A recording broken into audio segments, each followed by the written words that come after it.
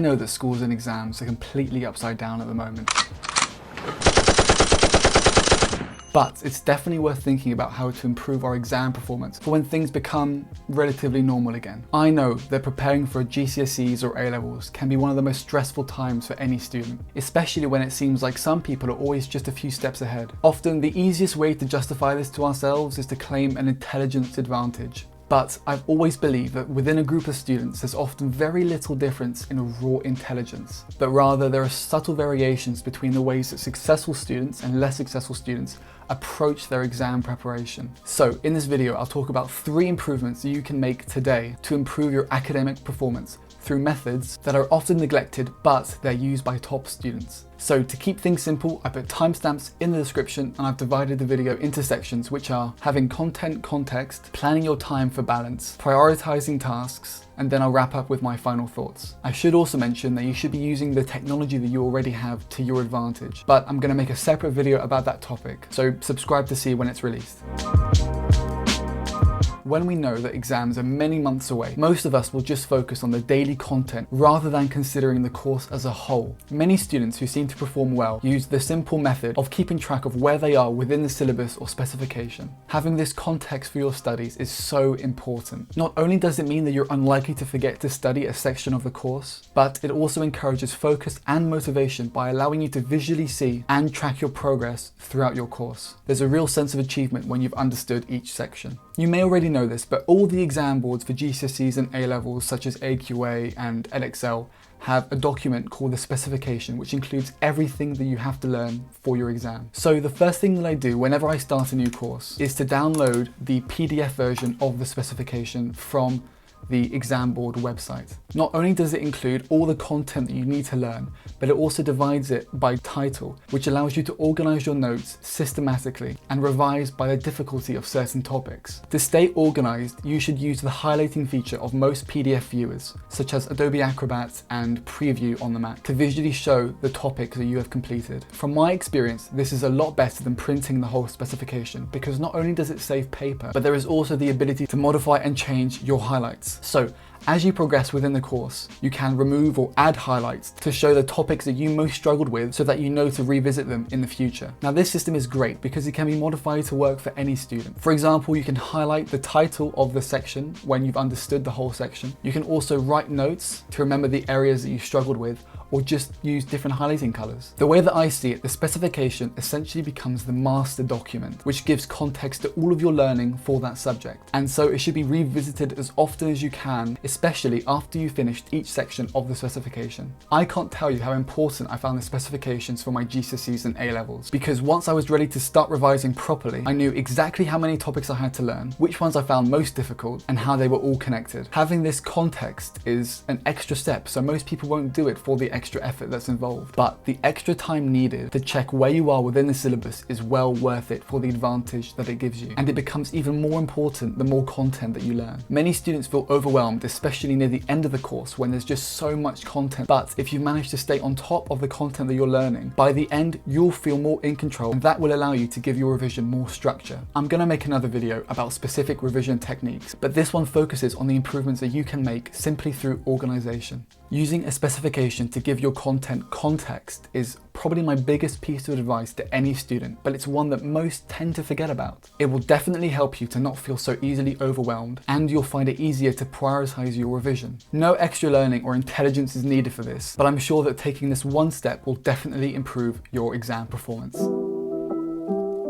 Something that many students who want to do well assume is that they have to constantly be studying or they'll fall behind. They forget the importance of keeping a balanced life. Often we convince ourselves that every minute in the day should be put towards improving our exam performance, and often that attitude is actually encouraged by our family and by our schools. But from my experience, it's definitely not a sustainable way of life, and it definitely also doesn't guarantee that you'll do better in your exams. This obsessive attitude is something that I've struggled with in the past, and in time it leads to burnout, which will actually probably cause weaker exam performance. difference than if you had just reallocated your time to have a more balanced life. So to change this mentality, I found that having some non-negotiable activities throughout the day is a great method. For example, for all of us, frequent exercise is one of the most important things you can do. I found that for me, the ideal is about 4 hours of hard exercise in a week. So although it's healthy, I'm not talking about going for a quick walk with your dog. During this allocated time, you should try to not think about the other things that are demanding your time. Turn on Do Not Disturb on your phone and try to listen to music rather than audiobooks or podcasts. You should try and feel separate from your normal life during this time. It allows your brain to recalibrate and to reduce your stress. Now, there isn't one set of things that we can all do to have a more balanced life because we all enjoy different things. This video just includes some pointers, but the best way for exercise and social activities to become a natural part of your life is to implement them yourself in your own way. Thinking about the steps that we can take to study effectively in the long term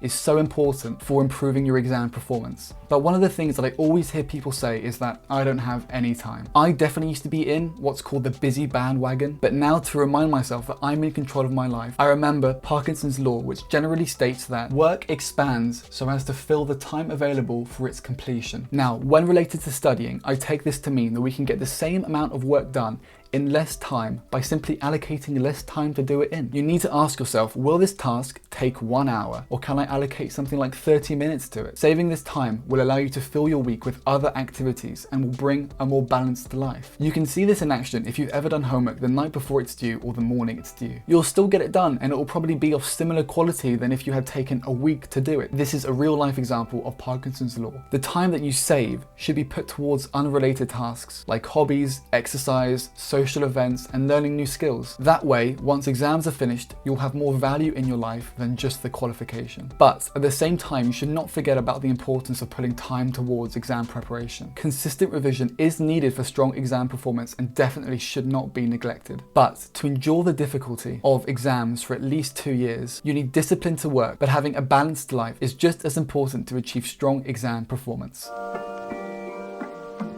One of the best known pieces of advice is to maintain a system of task management, which often takes the form of a to-do list. However, I've constantly been surprised at how many students fail to use this very simple but very effective method of organization. Maybe the most stressful part of preparing for a big exam is the sheer number of tasks that have to be completed. This can obviously be overwhelming, but by using a to-do list, we can all reduce this natural stress. People will often make a long list of all the tasks that they have to do. This doesn't help. Instead, the best method is to clearly prioritize your tasks. This gives clarity about their relative importance so that you can effectively allocate your time. Not all tasks are equal. Should you organize your stationery first, or should you go through a deck of flashcards? The importance of each task you're doing is something that you should carefully consider for your current self and your future self. Now, it isn't difficult to create a list like this. All that you have to do is to write them in the order that they should be completed in. Lots of people decide to use pen and paper, but I would argue that a digital method is the best method. This is because the importance of tasks will change, and digital lists allow you to rearrange them. For example, it's annoying, but if you're told that you have a test in 2 days, that should probably be your priority. And so you should make the changes on your to-do list to reflect this. Prioritization will show you that there isn't necessarily a mountain of things to do at once, and will allow you to focus on the tasks that most need to be completed at any given time. Another reason why I tell people that they should be making lists is because our brains are naturally better at computation than memorization. So if we offload all the small tasks that we have to do into one system, then it frees up our mind to focus on actually thinking rather than keeping track of all the small tasks that we have to get done. If you put everything that you need to get done in a day or in a week into a list that is prioritized, your stress will reduce. Planning in advance means that you know where your time should be spent and makes you less likely to forget about important deadlines. If you trust the system, take the time to prioritize and plan, then your future self will thank you and you'll see the improvements in your exam performance. So to wrap up, there are definitely quite a few things you can do to improve your exam performance just through organization. It takes a bit more time to keep everything in order, and sometimes it can be hard to keep a balanced life. But over the months of studying for an exam, keeping as organized as you can with your studying will give you an advantage over others. As a reminder, you should give yourself context when studying. Tunnel vision is not ideal, and the detail should only be added once you have understood the fundamentals. This is difficult unless you have an idea of the syllabus as a whole, which is only possible by using the specification. You should also try and keep a balanced life as much as you can. Focusing all your time on schoolwork is a recipe for for burnout and eventually underperforming in exams. Do extracurricular activities like Duke of Edinburgh. Watch movies, do exercise, go out and read the books you want to read, but don't crash your bike.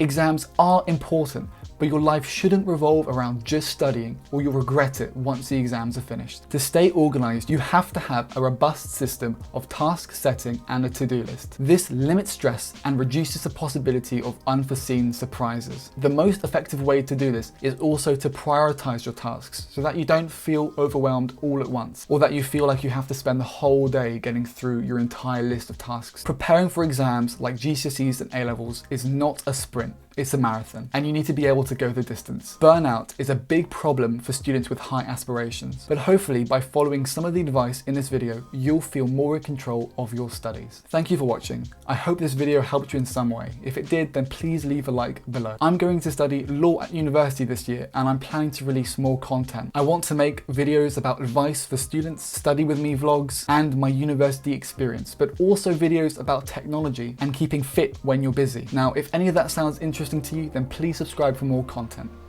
Thanks for watching.